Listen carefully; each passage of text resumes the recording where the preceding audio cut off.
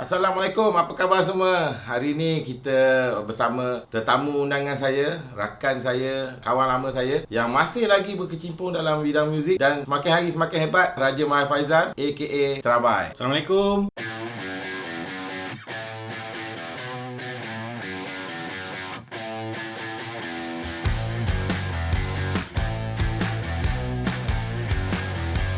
Terabai, Okey. kita kan muzik yang Terabai tengah usahakan ataupun perjalanan muzik you lah. Kalau ikut kan sejak kita universiti dulu Aha. kita selalu main band lah. Kita kan ada band yang selalu masuk Battle of the Band dan kita betul hari-hari terbuka college semua kita selalu main gig lah. Mainnya. Tapi dia memang gitaris, as a gitaris lah. Betul. Aku main memang ikut lagu lah. Saya masuk sebab saya join dengan kebudayaan kan, geng guru estetika kan. Perjalanannya start sebenarnya try nak masuk korporat kan. Biasalah kita UUM kan. Ya. Business school kan. Kita Kadang nak business masuk school. korporat lah dengan cadangnya nak kerja pakai tie semua cukup kan.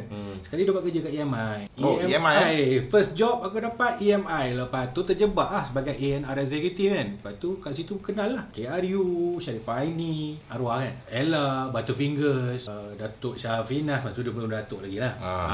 Ramai lagi lah artis-artis kat situ. So masuk, bila dah masuk studio, kita buat management. Masuk studio tu, buat kreatif ni best pula kan. Lepas tu 2-3 tahun lepas kerja EMI tu berhenti. Buat kreatif lah, freelance. Lepas tu start company sendiri lah, Karya Anima. Actually sebelum Karya Anima, KRU call. Dia suruh jadi in-house producer. Tapi tahan 5 bulan ni. Kerja dia 9 to 5. Tapi 9 AM ke 5 AM. 5 AM lah. Masak. Sebab engineer ada 2. Engineer masa tu is Nervous, Pretty Ugly. Yang nombor 2-nya is Ajoy, budak Seasonal Abyss. Oh, I see. Band lama tu. Okay, after that, bila dah lepas dengan KRU tu, tapi KRU memang banyak learn pasal production kat situ, memang best lah. Lepas tu freelance, mula-mula jadi sessionist violin.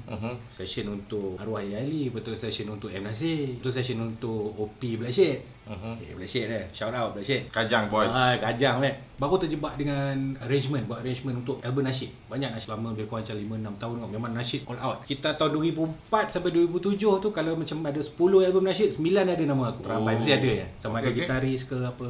Lepas tu terjebak dengan start main band yang profesional ni sebab mula-mula sekali Candy yang jemput. Masa tu Mary kahwin. Lepas tu dia pun dah mengandung. Show dah confirm ada 2-3 kan. So tak boleh commit. Cari gitaris perempuan tak dapat. Masa tu susah. Sekarang dah lama dah banyak. Gitaris perempuan memang in lah sekarang. So masa tu memang dah tinggal 2 hari lagi tak So, dapat juga gitaris. So terpaksa dengan lah main kan. Memang ngeri juga masa tu. Lepas Candy? Lepas Candy tu yang dapat masuk Dr. Chronic. Waktu tu Dr. Chronic lama aku tak dengar nama Dr. band tu. Chronic, main dengan Dr. Chronic. So, sebab In tak boleh nak commit masa tu. Dia pun macam MIA tengah sort out dia punya hal kerja dia ke apa benda. So lepas Dr. Chronic, Talasha. Ya. Kisahnya macam Talasha ni sebab saya jamming, tengok dia orang tak cukup garam. Yang ambil bass dia main lah. Tengok King Shah tengok dia. Kau boleh main bass kau join kita orang. Tu kan join sekejap. Main a few shows, lepas tu berhenti sebab tadi gitaris suruh main bass kan, jadi tak puas lah. So berhenti lah. Nak masuk lagi beberapa production sampai menjadi gitaris Empire sekejap. Dah keluar Empire, sekarang ni baru ada band baru lah. Band nama Paragon. Sekarang ni tengah buat material 2022 ada band baru. InsyaAllah. At this age memang Betul. never stop playing ya. Itu lah never stop. Yang untuk kira macam bahagian muzik betul-betul cari duit ni buat production untuk TV dan filem lah. Filem apa dah buat? Filem antara filem score yang aku buat start dengan Nia Rapid dengan Ahmad Idham. Lepas tu dengan Adnan Sempit. Dengan Farid Kamil aku buat Kongsi. Okey. Lepas tu dengan Mamat Khalid. Bila Mamat Khalid ni memang tak putus dengan Mamat Khalid lah. Sampai arwah Mamat Khalid ke apa? Mamat Khalid start kali Rock first kali aku start is Zombie Kilang Biskut. Zombie Kilang Biskut. Lepas tu aku buat Rock Bro yang nombor 3. Lepas tu Rock Never Die, Rock 4. Lepas tu dengan yang Kampung Pisang aku buat telemovie dengan series lah yang masuk kat TV lah. Lepas tu dengan filem-filem dia lain lah, macam aku terlibat dengan apa tu rumah pusaka di hujung jalan, di hujung simpang, dengan macam Manap Karaoke. Itu memang aku punya ni lah, forte. So latest one projek apa? Paling latest sekali aku buat mixing dengan muzik untuk filem Jerangkung Dalam Mari. Jerangkung Dalam Mari ya. Syadan Hashim. Itu yang projek saya sekarang ni lah, tengah tunggu rilis pada 4 Ogos 2022. 4 Ogos. Tunggu lah. Starring Jerangkung Dalam Almari. Starring Datuk Adi Putra. Siapa yang tak cukup dengan Adi Putra dengan album Mat Kilau. dengan Mat Kilau, tengok cerita Jerangkung Dalam Mari, ada dia juga. Lakonan memang best. Kita dah dengar sedikit sebanyak tentang tamu kita ni. Jadi kita mulakan 10 album gitaris yang you all kena dengar lah as a musician. as a guitarist. Album yang you nak cerita first one. Sebelum ni kita nak buat disclaimer sikit. Sebab pemilihan tak album. ada ranking tak ada. Ini kita lambak je 10 album. So 10 album ni yang minat dan preference dia sendiri pun ada juga. Berpandukan pada album-album yang menjadi pilihan kami berdua remaja tua ni. Yang pertama, Yang pertama, album yang paling mendatangkan kesan pada saya sebagai seorang gitaris, yang menaikkan saya semangat untuk jadi gitaris gila-gila ni. Tengok gitar pun tahu lah, ini gitar dia. Jadi Steve Vai, Passion and Warfare. Passion and Warfare. Gitaris tak tahu ni memang terjun perigi lah. Pada kau Mek, kenapa album ni album yang datangkan impact? At this point of time, masa album ni keluar, I think 1990. This point of time, kita tak didedahkan dengan album-album international gitaris. Tak ada in the market masa tu lah. Betul. Jadi bila keluarnya Steve Vai ni, dia punya gitar very flamboyant, dia punya image dia apa semua. And then at that point of time, Steve Vai dia ada main dengan Dia lepas album David Lee Roth. Dia main dengan David Lee Roth. So David Lee Roth daripada Van Halen, and then band David Lee Roth masa tu is super group. Super group tu maksudnya the best musician ada dalam dia punya team. Bassnya Billy Sheehan kan? Billy Sheehan, drum Greg Bassett, apa semua. So keluarnya Steve Vai dengan album Passion and Warfare ni, bila kita dengar dia fresh. Album ni music dia memang satu yang kelainan sangat-sangat. So everybody, siapa gitaris at that point of time, trying to copy Steve Vai punya sound dengan kekangan-kekangan yang ada masa tu. Gadget tak cukup lah, apa semua. Ini yang penanda aras awal-awal lah untuk gitaris Malaysia bermain yang lebih progresif, bukan hanya rock seperti Blackmore macam tu, tak dah. Scorpion. Ini sound yang lebih rich. Sampaikan dia dapat julukan King of Space Age Guitar. Cakap pasal barang-barang, kekangan barang-barang tu kan. Saya dah baca dia majalah Guitar World baru dapat tahu. Rupanya dia pakai tu efek-efek rack mount sama macam peti air tu. Eventide. Eventide H3000 Ui, masa tu macam kita tenganga lah sebagai gitaris. Kita ada association DS1 ni, itu pun pinjam bapak. Dulu DS1 digital delay, chorus kalau hebat sikit flanger lah. Itu pun pening nak main. Tapi yang agak topison sikit bila terbeli heavy metal lah, HM2 kan. HM2 heavy metal. Masa tu tak tahu death metal akan guna benda tu sebagai dia punya that asas. Point of time, kalau kau pergi tempat jamming, kau nak main gitar, kau nak bunyi ganas, kau kena sewa tau. Satu pedal RM2 tau. Betul. Pasal tak mampu beli, dan benda tu sangat-sangatlah di luar jangkaan kita untuk bermain gitar. Passion Warfare ni, bila kau buka track 1 Liberty, lagu yang menarik perhatian kita. Bila kita buka lagu ni Liberty ni, bila kau dengar, kau dia bukan kau menarik dapat rasakan something yang hit you tau. Dia tangkap Gitaris memang kena ada album ni, kena tahu dan kena miliki album ni. Pilihan kita yang kedua, aku rasa pilihan aku yang kedua ni Rabai mesti setuju je lah. Memang setuju. Album ni adalah antara album yang membuka minda kita kepada possibility menghasilkan bunyi, dan kita nampak bermain gitar tu kau boleh pergi lebih jauh lah. Album ni yang saya masukkan ialah album Sound. Joe Satriani, Surfing with the Alien. Album ni antara album yang saya beli dulu zaman kaset sampailah sekarang. Saya mesti ada album ni. Kalau hilang, saya mesti cari album ni. Pasal ini adalah album rujukan kalau kita nak main gitar. Walaupun saya main gitar, satu haram lagu pun saya tak boleh buat. Boleh buat sikit-sikit je. Tapi dia punya sound, dia punya playing wise, this is the antara ultimate gitar, modern gitar sound lah. Album ni sebenarnya dia membuktikan bahawa kita boleh buat satu album yang rock tanpa menggunakan vokal. Dan melodi tu tak semestinya dibawa oleh penyanyi. Melodi boleh dibawa oleh kita. Itu album ni dia membuktikan itu. Jadi dia membuka minda aku sebagai seorang gitaris supaya boleh memikirkan melodi bukan untuk vokal. Until 2022 masih lagi mengeluarkan produk-produk dia, masih lagi berkarya sama macam dia berkarya daripada tahun 87 dengan album ni, dan dia bereksplorasi lagi dalam dia punya ruang lingkup touring dan teaching apa semua. Dan dia kalau pada orang yang tak kenal Joe Satriani, kenapa hebat sangat dia ni? Dia ni adalah guru kepada semua dewa-dewa gitar. Bukan semua lah, ramai dewa-dewa gitar kat luar sana lah. Antara dia, anak murid dia Steve Vai tadi anak murid dia belajar sama ni orang lah. Kirk Hammett Metallica. Masa macam and tu. Then dia orang dah jadi giant. Ramai lagi lah, because this guy dia ada interest dalam academic. He's supporting a lot of universities apa semua. You beli album ni, you dengar from track 1 until track terakhir 10, you won't be boring lah. Okay? So Joe Satriani, Surfing with the Alien. unique to have. Album yang ketiga. Orang Malaysia memang sangat-sangat sukakan dia ni. Sinonim. Sinonim. Pasal orang Malaysia memang dia lebih kepada technicality yang straightforward dan lebih klasikal. Asal main laju je mesti ingat siapa. Main laju je, gulung banyak, arpeggios ke, sweep picking ke apa benda semua tu dia tak kira. Janji kena main macam album ni. Album yang saya masukkan ni ialah daripada seorang shredder yang for me is ultimate lah untuk eksplorasi dalam kancah pergitaran ni. Ialah saudara kita daripada Sweden, Ahmad Ingwe B. Malmsteen. Ingwe J. Malmsteen. Album ni ialah album first solo Ingwe J. Malmsteen pada tahun 1984. I think masa ni umur dia dalam 20 Memang ya, sangat-sangat muda. Sangat-sangat muda. Tetapi inilah album yang meletakkan satu kehormatan pada seorang gitaris yang berpaksikan, dia panggil apa? Neoclassical. Lama ni sebelum ni kita dah dengar Blackmore, Uli John Ross apa semua. But then we don't know that classical boleh pergi sejauh album ni lah. Dan sampai sekarang Ingwe J. Malmsteen ni ataupun orang Malaysia panggil Yingwi. Hentam sajalah kan. Janji orang nama kenal. dia sangat-sangat besar di mata semua peminat muzik dalam dunia lah. Dan pada tahun tak salah 1986 album ni dinominate untuk Grammy Award as a instrumental rock punya nominees lah. Album ni banyak memberi inspirasi kepada gitaris-gitaris hebat Malaysia lah. Mak Kidal, ramai. Siapa yang main gitar? Syarul Kamatra, Syam Kamikaze pun boleh. Syam Kamikaze pun ada juga. Aman Simponia. Joe Bermak mesti. Joe Bermak confirm. Joe Bermak, mesti lah. Semualah. Arwah Eddie. Tu aku sebut. Whenever you pergi mana-mana, you dengar album ni, you takkan rasa boring lah. Lagu-lagu dalam album ni lah antara lagu-lagu yang sentiasa dimainkan oleh saudara Ingwe ni. Ingwe J. Malmsteen.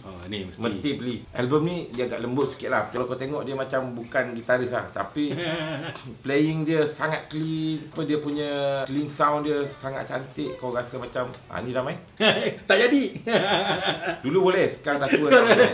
Okey, sekarang untuk album seterusnya ni, kita nak kenalkan kepada Fender Man. Maksudnya pengguna gitar Fender dari awal. Kadang-kadang guna ES juga. Player yang saya masukkan ni adalah saudara Eric Johnson. Eric Johnson, album pilihan saya dan juga dia ialah Avia Musicum. Yang paling menangkap perhatian is of course lagu hit dia ada album ni lah, Cliffs of Dover kan. Cliffs of Dover. Kalau kau dengar tengok drama Melayu tahun 90-an dengan dokumentari mesti ada Cliffs of Dover ni punya sound kat belakang. Kau tak tahu, kalau kau dengar dapatkan album ni kau tahu siapa lagu. Kalau sorotan berita-berita yang positif pun mesti dia punya opening dia kan. Bagi saya gunaan clean sound dia dalam lagu-lagu dia. Betul. And then susunan segmen dalam dia punya solo dia punya melodi dia tak banyak note, tapi note dia pakai tu dan melodi dia tu cantik, susunan dia dan senang orang-orang yang bukan rock pun boleh digest. Tapi pada telinga saya kan, lain daripada Jeff Beck Eric Johnson ni dia mampu untuk buat gitar strat bunyi macam lain daripada gitar strat yang lain. Itu yang pelik tu.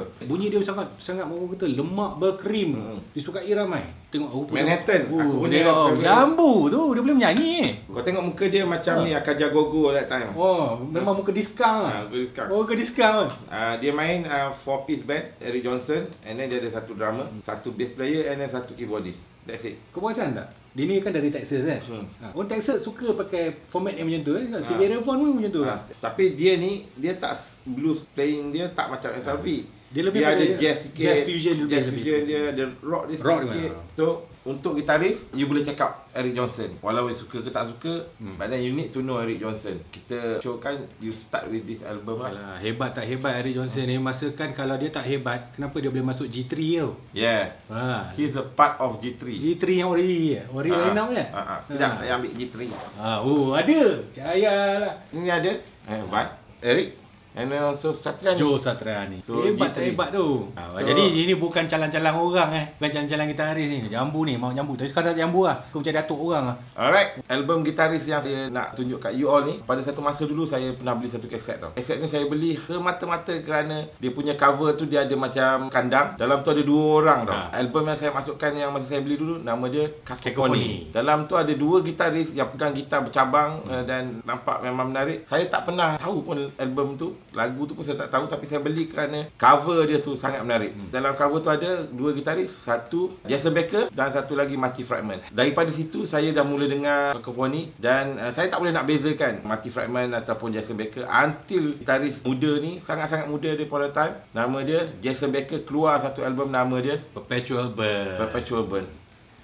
Perpetual Burn ni sangatlah berpengaruh pada bukan saja gitaris-gitaris baru tapi gitaris-gitaris lama sekalipun. Diorang kaji balik cara diorang bermain gitar sebab brother kita ni.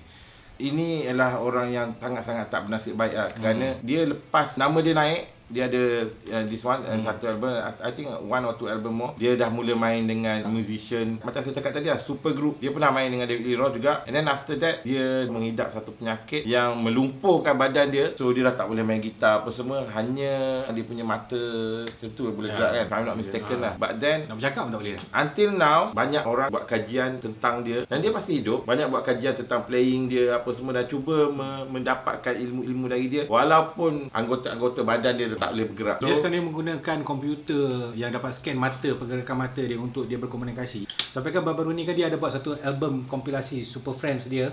Semua pemain-pemain power semua masuk. Matthew Framer masuk balik, dia rakam ke satu lagu. Dia compose music pakai mata dia je. Dia minta tolong kawan-kawan dia tolong zahirkan music yang ada pada idea dia menggunakan mata dia. Jadi satu album lah. Steve Vai pun main dalam tu. So album Perpetual Burn ni, this one is first press tau.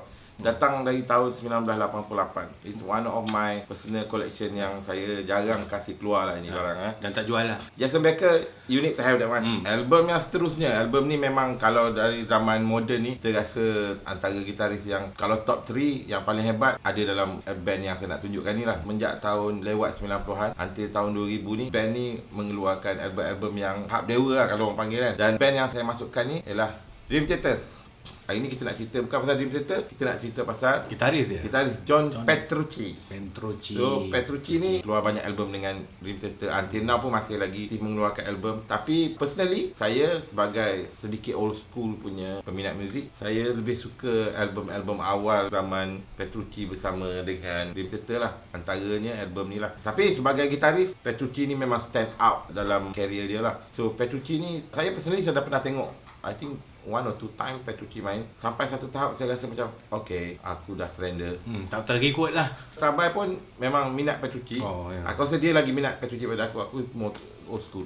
Minat tapi sebagai kawan je lah. Tak lebih daripada tu. Petrucci punya album solo pun ada juga. Uh-huh. As a guitarist, macam mana you punya view on Petrucci? Benda yang paling utama sekali macam sebagai seorang gitaris, tengok gitaris lain yang main, kita of course kita nak cilok dia punya skill lah. Jadi benda-benda macam Malmsteen kita nak cilok dia punya arpeggio dia kan. Tapi dengan John Petrucci ni, dia penggunaan skill dia yang pelbagai sampai kita tak terikut. Dia punya teknik dia masukkan banyak, macam tapping pun dia ada, wemmibar pun ada, dia punya legato pun ada, arpeggio pun ada kan. Jadi dia cara dia menggabungkan semua teknik-teknik menjadikan dalam satu solo tau. Aku dengar dia punya plucking pun dah jadi macam solo tau. Kan? Jadi dia cara dia susun tu, itulah kelebihan dia. Sebab dia seorang gitaris yang terpelajar lah. Band ni memang semua sekolah punya orang lah. Ini not about having fun, tak. Memang dilahirkan dan manufactured, belajar di sekolah untuk jadi professional punya channel. Tapi yang kelakar diorang bila dah masuk first year je, dia bila dah jumpa ahli-ahli diorang diorang dah praktik-praktik, dah kata rasanya sekolah ni kita dah tak boleh nak belajar apa-apa lagi dah lepas ni kan. Lepas tu diorang semua berhenti, dia buat album. So as a music punya fan, and also kalau you minat metal, progressive metal, Dream Theater ni memang you nak kena tahulah. Even though I think sampai satu masa you akan rasa macam meluat, bosan ke apa semua, but then kehebatan Petrucci dan rakan-rakannya, Jonathan Rudess, John Mayung, ex-drummer dia, Mike Portnoy, and also now Mike Mangini, memang tahap dewa. You need to akui lah that one. So as a reference untuk kamu berkarya ke apa ke semua, antara album yang saya suggest lah Dream Theater.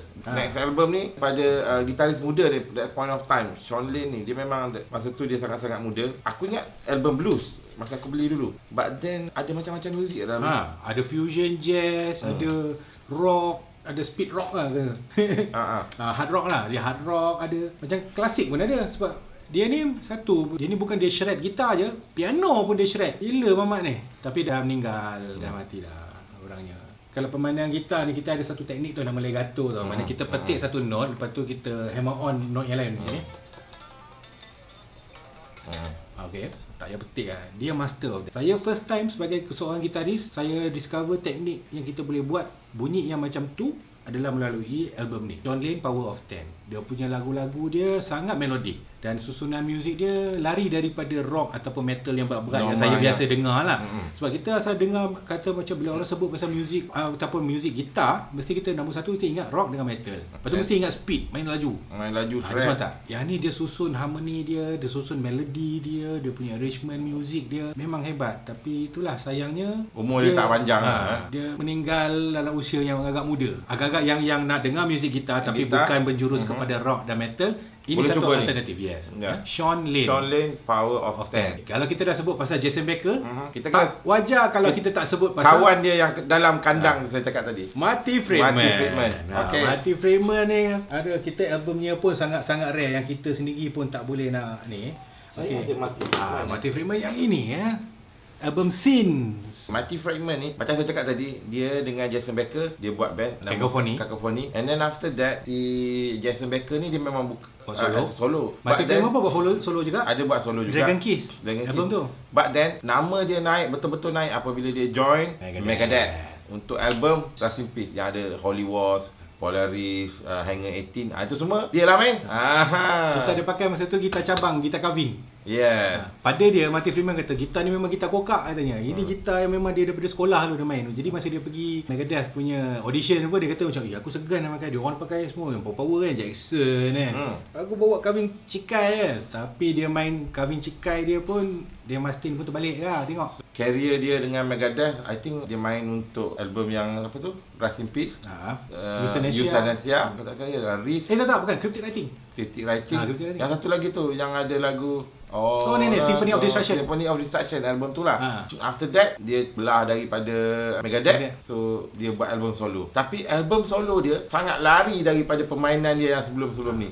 Sampai orang rasa, apa barang ni main. Betul. Saya sebagai peminat dia yang dari Cacophony masuk ke Megadeth, bila dengar album solo yang nama Sins ni, memang kira macam kita rasa macam sangat terperanjat lah. Macam kenapa mandom mana distortion dia lupa buat pedal ke apa?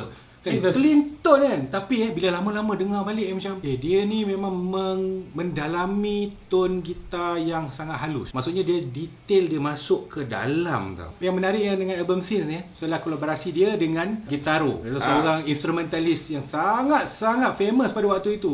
Sekitar tahun 80-an, 90-an. Siapa tak tahu Gitaro, memang boleh terjun perigi sekali. So, check out Marty Friedman dari era Megadeth sampai era solo album Jepun dia tu. Sebut pasal Steve Vai tadi kan. Salah seorang daripada dia punya backing musician dia pun adalah seorang virtuoso gitar yang sangat hebat. Ya, dia bukan saja dia boleh main gitar, dia boleh main piano. Macam Sean Lane juga. Macam mana dia ligat kat gitar, dia ligat macam tu juga kat piano. Dan makhluk yang saya nak introducekan ni adalah yang makhluk ini. Nama dia Tony McAlpine. Tony McAlpine. Do you know that Tony McAlpine ni adalah salah satu gitaris yang sangat-sangat hebat yang muncul dalam tahun 80-an dan masih lagi aktif sampai sekarang. Betul. Kalau you nak tengok dia punya playing, tengok Steve Vai live in Astoria, London.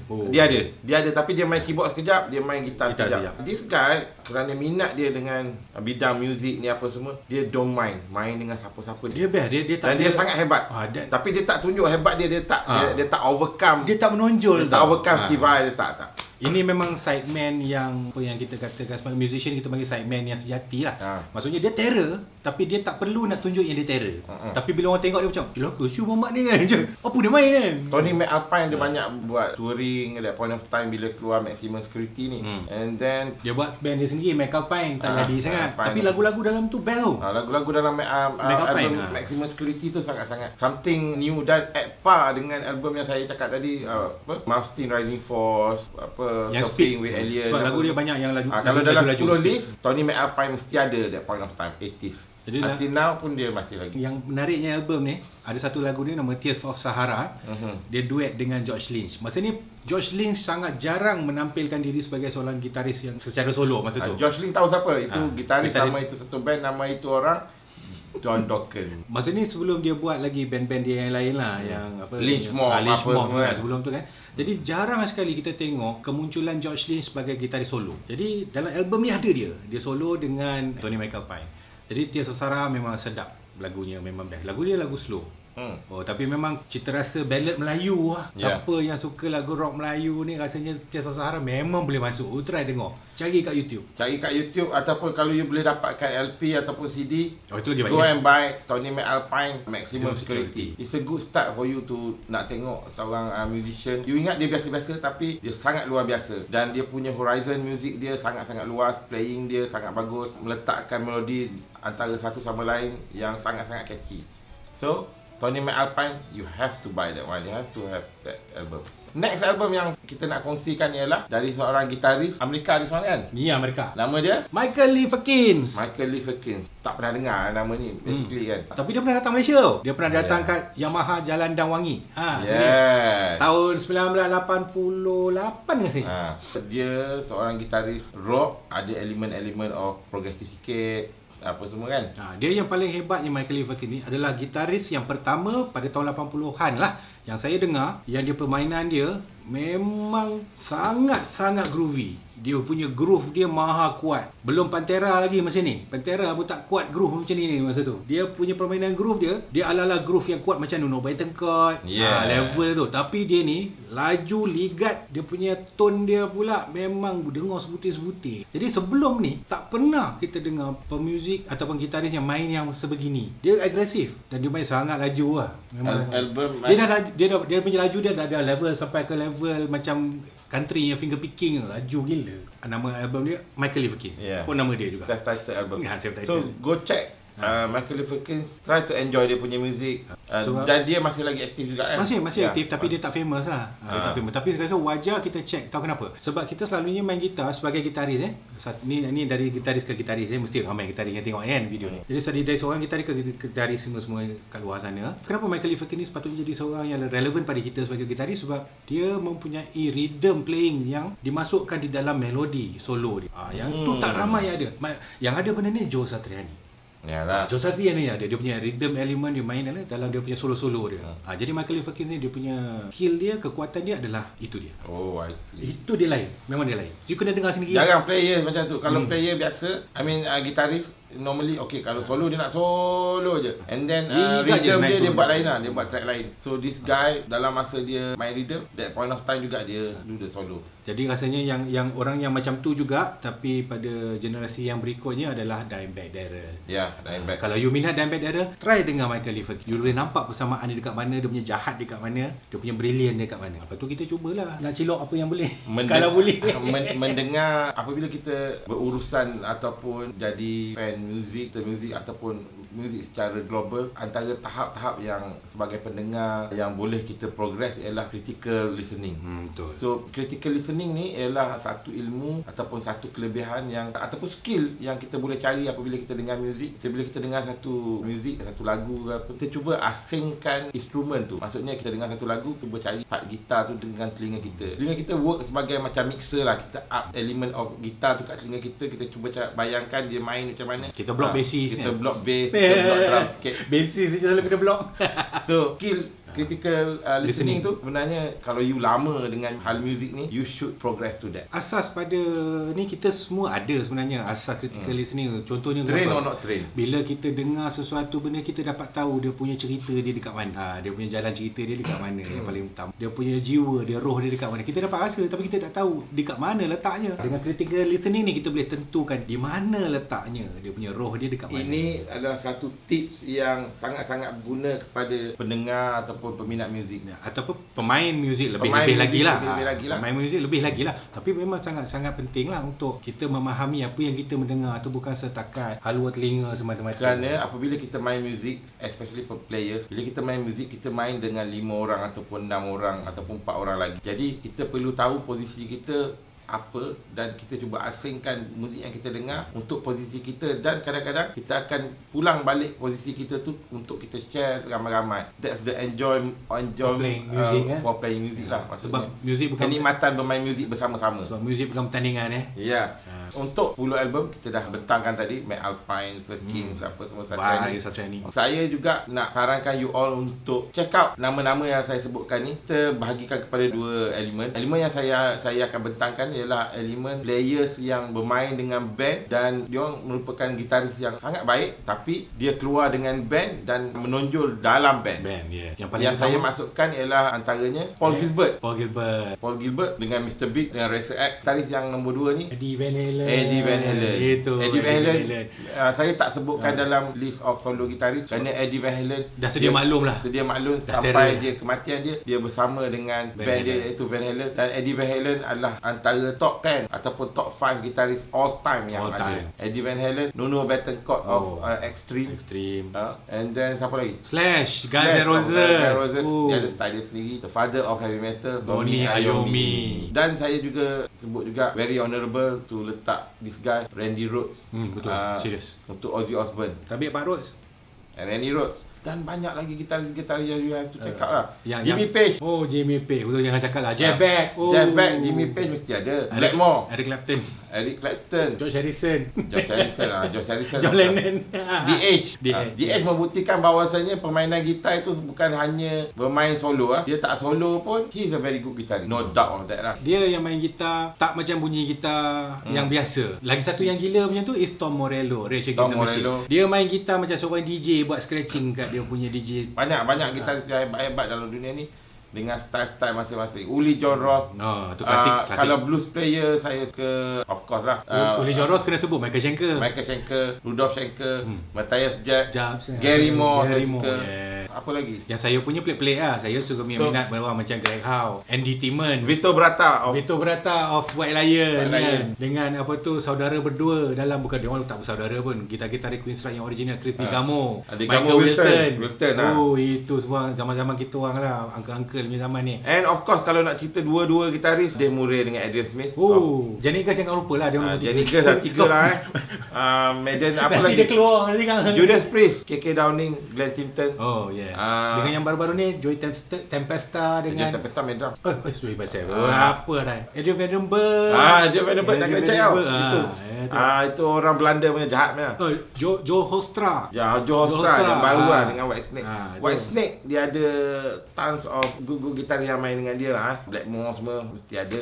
Itu And memang. then after apa lagi ya? Banyak gitaris banyak. Sangat-sangat banyak. So zaman-zaman yang tahun 80 Richie Kotzen, Blue Saraceno. Semua zaman-zaman Jason Becker dengan Marty Friedman ya. Saraceno. Blue Saraceno. Kotzen that point of time bukan macam Kotzen sekarang. Kotzen sekarang blues dan soul. Ini dulu antara favourite saya. dulu Shredder. Red Hot Chili Peppers. Yang mana? Gitaris ni lah. John Frusciante. So, terima kasih kerana menonton bersama-sama kita.